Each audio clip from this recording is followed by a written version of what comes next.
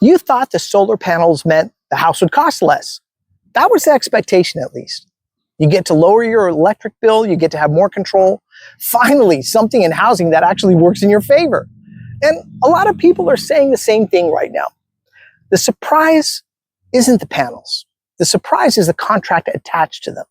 Because what looked like a simple upgrade quietly behaves like another monthly obligation. And that realization right there, it tends to show up late. Usually after you already like the house, after you already picture yourself living there, usually after the emotional commitment has already started doing its work. That's when the tone starts to shift, because now the question isn't, do I want the house? Now the question becomes, what exactly am I inheriting here? And housing has a strange way of revealing its pressure after commitments start forming. It's almost like the system waits until you lean in before showing you the actual fine print. And a lot of you have already noticed this pattern. Something looks like relief, and then the math introduces this weird form of tension. And solar is becoming one of those moments. Not always, but often enough that buyers are starting to pause. And what makes this interesting is that nobody expected solar panels to ever become controversial. Solar was supposed to be an easy win. I mean, you save money, you get to increase value, you reduce dependency on rising utility costs. It was marketed as a form of control, but sometimes it behaves like this weird structure. And structure is where housing starts quietly asserting its own authority, because the housing system just doesn't care about marketing language. It cares about obligations. It cares about priority of payment. It cares about who actually controls the asset. And once that question becomes unclear, confidence all around begins to drop.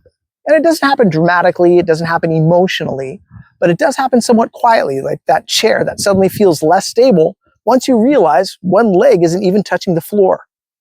Now, nothing looks different, but now you feel it.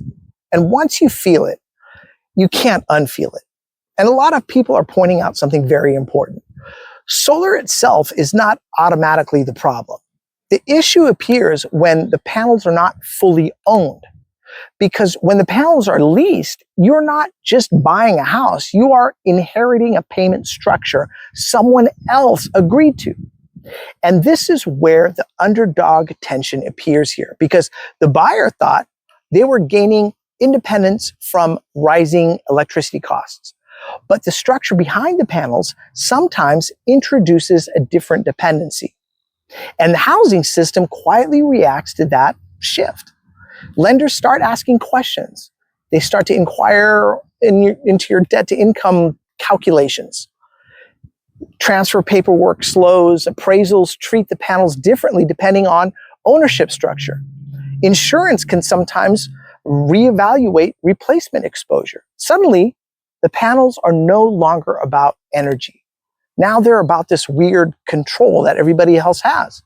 And control is the hidden currency of housing stability. And a lot of people have mentioned this. If the panels are owned outright, that's one story.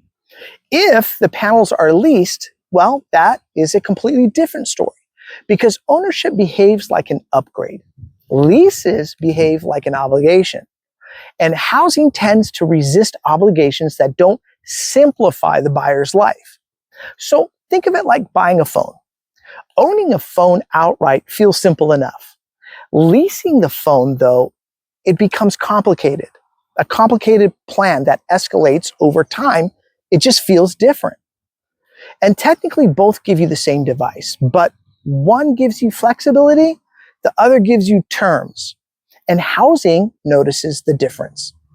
Now, another perception gaining traction right now is that solar sometimes behaves less like an energy decision and more like a financing decision disguised as an energy decision. Did that make any sense? I don't know. But that realization changes the emotional temperature immediately, because now the panels aren't just producing electricity, they're producing more paperwork. And paperwork slows confidence, it slows the process.